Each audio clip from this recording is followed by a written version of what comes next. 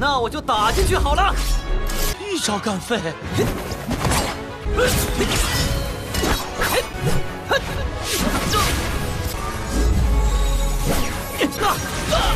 第4个，好强！ Halo guys, balik lagi bersama Mimin from Zero.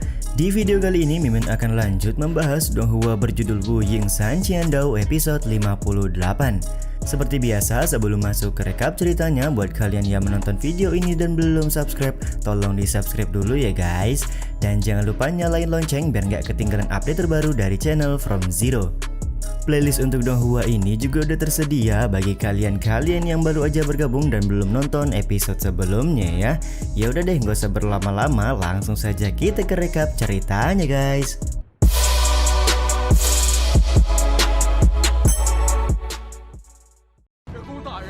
学宫大人呐，就是为了进入锦泽学宫，就收下我们吧。 Episode 58 diawali dengan beberapa orang yang memohon kepada murid penjaga gerbang agar mereka bisa masuk ke dalam Akademi Jixia. Tak lama kemudian Bang Wujo juga sudah sampai di depan gerbang sembari heran karena ternyata banyak sekali orang yang ingin masuk ke dalam akademi. Ada seorang pria berkipas menjelaskan kepada Bang Wujo kalau ini adalah Akademi Jixia, jadi tidak sembarangan orang bisa masuk seenaknya. Beberapa orang yang sedang memohon juga sudah puluhan tahun ingin masuk menjadi murid akademi, namun sampai sekarang belum kesampaian. Bisa dipastikan bahwa Bang Wujo juga akan sangat sulit untuk masuk ke dalam Akademi Jixia pada hari ini. 每年都来，还是没有进去。 你想都别想！ Mendengar semua ucapan pria kipas, sontak membuat Bang Wujo bertanya apakah pria kipas punya cara agar dia bisa masuk ke dalam Akademi Jixia. Sambil tertawa, pria kipas berkata tentu saja dia punya sebuah cara karena ada keluarganya yang bekerja di dalam Akademi Jixia sebagai seorang pengantar makanan. Dengan biaya 50 tael, pria kipas memastikan bahwa Bang Wujo akan bisa masuk ke dalam Akademi Jixia dengan menyamar sebagai pengantar makanan seperti keluarganya. 送菜的，混进去。怎么样啊？兄弟。 Mendengar harga 50 tael sontak membuat Bang Wujo kaget karena menurutnya harga tersebut terlalu mahal. Lagi pula pada saat ini Bang Wujo sama sekali tidak berniat untuk lewat jalur belakang atau menyamar menjadi seorang pelayan. Meskipun pria kipas terus saja merayu Bang Wujo, akan tetapi tetap saja dia masih istiqomah dengan tidak mengambil tawaran tersebut. Terlebih lagi dia juga mengingat pesan dari tetua Mo yang tidak memperbolehkan melanggar aturan di dalam kota warisan. 50两免谈，50两不行，那40两呢？1文钱我都不会出，一切要按规矩办事。滚！ Pria kipas yang kesel tetap akan menunggu sampai Bang Wujo diusir oleh penjaga gerbang akademi, dan pada saat itulah dia yakin kalau Bang Wujo akan mengemis kepadanya untuk meminta bantuan. Di saat yang sama Bang Wujo akan memasuki gerbang akademi dan mengaku kalau dia punya hubungan dekat dengan Penatua Chongnian. Buat yang masih ingat, Penatua Chongnian adalah salah satu guru penyair yang ada di Akademi Jixia. 来者止步！ 我找重年有事。 Penyebutan nama dari Penatua Chongnian membuat kedua orang murid penjaga gerbang sangat kaget. Mereka tidak menyangka kalau ada orang biasa yang kenal dan punya hubungan dekat dengan tetua Chongnian. Momen ini pun membuat murid penjaga bertanya hubungan apa yang dimiliki oleh Bang Wujo dengan tetua Chongnian. Bang Wujo dengan bangganya menyebutkan pada saat konferensi di kota Suwancheng, tetua Chongnian bersujud di hadapannya karena dia kalah dalam taruhan bersyair. Di saat itu pula Bang Wujo meminta kedua orang murid penjaga untuk segera membawanya ke hadapan tetua Chongnian. Kalau tidak, maka Bang Wujo akan melaporkan kejadian ini, yang mana tentu saja kedua murid tersebut akan mendapatkan masalah. 对我叩首而拜。什么？ 你们两个担待得起吗？ Karena tidak ingin salah mengambil langkah, kedua orang murid ini berdiskusi untuk membawa Bang Wujo masuk terlebih dahulu. Jika nanti Bang Wujo macam-macam, maka mereka berdua akan menghukum atau mengusir Bang Wujo dari dalam akademi. 交给学宫治罪。只要让我进去。 Sementara itu, Bang Wujo sendiri tampak sudah sangat percaya diri kalau dia pasti bisa masuk ke dalam akademi. Dan yap, benar saja kedua murid akademi langsung meminta Bang Wujo untuk mengikuti mereka berdua masuk ke dalam akademi Jixia. 请您跟我来。我去，就这么进去了？ Bang Wujo yang bisa masuk dengan mudah tentu saja membuat beberapa orang menjadi iri, tidak terkecuali pria kipas yang langsung mengadu kepada kedua murid penjaga kalau sebelumnya Bang Wujo ingin masuk ke dalam akademi lewat jalur belakang. 刚才他还问我找门路呢。对了，可以通过送菜的门路。 Alih-alih panik, Bang Wujo terlihat cukup tenang sembari membalas ucapan pria kipas dengan berkata kalau pria kipas adalah seorang calo yang bisa membuat orang masuk ke dalam akademi lewat jalur belakang dengan menjadi kurir pengantar makanan.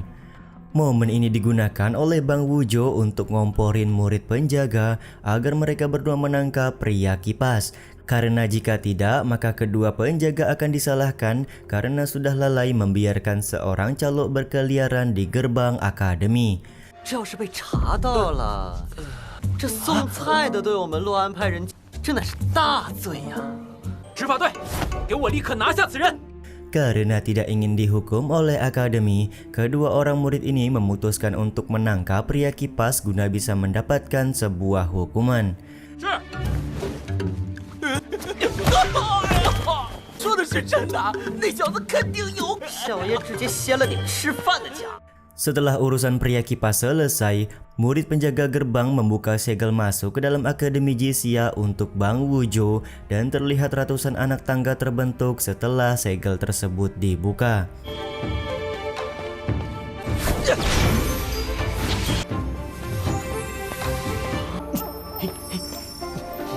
Tanpa panjang lebar lagi, Bang Wujo langsung naik ke atas tangga tersebut karena dia sudah tidak sabar ingin bertemu dengan Qingmo.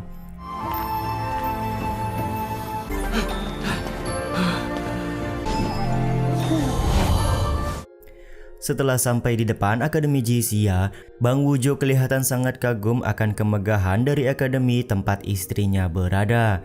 Dia juga basa-basi kepada murid penjaga dengan bertanya apakah murid penjaga pernah mendengar tentang murid baru dari tetua Jijiu. Murid penjaga pun langsung paham kalau murid baru yang dimaksud oleh Bang Wujo adalah Qingmo, karena memang Qingmo adalah murid inti yang baru saja masuk ke dalam akademi Jixia dan berada langsung di bawah tetua Jijiu. 先生说的是秦青谋吧？那里可都是核心弟子的住所。我马上就来了。 Murid penjaga juga menyebutkan kalau Qingmo tinggal di halaman bambu depan, yang mana halaman bambu depan adalah tempat tinggal dari para murid inti akademi. Karena sudah mengetahui lokasi dari Qingmo, Bang Wujo meminta murid penjaga untuk menyampaikan kepada tetua Chongnian bahwa dia menunggu di depan gerbang halaman bambu ini. 你去告诉重年大人。这 Sontak hal ini membuat murid penjaga kaget karena menurutnya permintaan dari Bang Wujo sedikit melanggar aturan. Belum sempat menuruti permintaan dari Bang Wujo, tiba-tiba saja Cucing keluar dari halaman bambu depan sembari berteriak nama Bang Wujo. 周，你怎么在这儿？ Kejadian ini sontak membuat murid penjaga kaget karena orang yang sedari tadi dia bawa ternyata adalah Bang Wujo yang merupakan pembuat masalah bagi akademi Jixia mereka. 许无招，你不是在继承看大门吗？还不是上次你害的。 Cucing di sini kelihatan masih marah-marah serta memberitahu kalau dia hampir dibuang dari murid inti akademi karena kejadian penyambutan di depan gerbang kota warisan beberapa waktu yang lalu. Selain itu, dia juga marah kepada murid penjaga karena kok bisa-bisanya membawa Bang Wujo masuk ke dalam akademi Jixia mereka. 还有你，你怎么回事？ 我不知道他就是许无周啊！ Si murid penjaga beralasan kalau dia sama sekali tidak tahu kalau orang yang dibawanya adalah Bang Wujo. Selain itu, Bang Wujo juga mengaku kalau dia punya hubungan dekat dengan tetua Chongnian. Ucapan murid penjaga ini sontak membuat Cucing marah karena dia sama sekali tidak percaya kalau Bang Wujo punya hubungan dekat dengan tetua Chongnian. 所以我才现在你擅闯学。 Namun ada satu hal yang membuat Cucing senang, yaitu Bang Wujo masuk tanpa izin dan melanggar aturan. Jadi dia akan mudah untuk menghajar Bang Wujo tanpa takut terkena hukuman dari akademi. Bang Wujo pun di sini hanya tertawa karena menurutnya dia dibawa secara sukarela oleh murid penjaga, jadi tentu saja tidak akan melanggar aturan sama sekali. Tapi Cucing tetap saja tidak bisa menerima hal tersebut dan meminta rekan-rekannya untuk segera memberikan hukuman kepada Bang Wujo. Dia juga terlihat senang karena hari ini bisa membalaskan dendam atas perbuatan dari Bang Wujo beberapa waktu yang lalu. 我狠狠地打！去梧州总算落到我手里。 Karena kau ingin mencari masalah, maka aku akan meladeni dengan senang hati, ucap Bang Wujo yang sudah siap meladeni murid-murid dari Akademi Jixia. 那我就打进去好了。一招干废。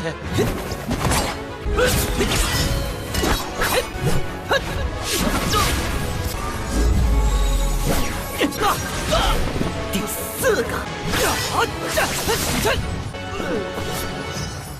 好强！ Siapa yang menyangka hanya dengan 4 gerakan serangan saja, Bang Wujo berhasil membuat 4 orang murid Akademi Jixia terkapar, dan sontak hal ini membuat Cucing sangat kaget. Dia tidak menyangka kalau 4 orang murid Akademi yang berada di ranah inet tingkat 10 bisa dikalahkan dengan sangat mudah seperti ini. 最低都是先天10丑啊！ Aku peringatkan kamu kalau masalah ini adalah dendam di antara kita berdua, jadi jangan melibatkan murid lain di dalam masalah kita ini, ucap Bang Wujo kepada Cucing. 这是你我的私人恩怨，即便他们是先天巅峰，不是我的对手。 Peringatan dari Bang Wujo ini juga sekaligus menutup episode 58 kali ini ya guys. Waduh, gak terasa nih 2 episode minggu depan adalah episode penutup dari series Wuying San Qiandao ya guys. Kira-kira bakalan lanjut season 3-nya nggak ya? Menarik untuk kita tunggu ya.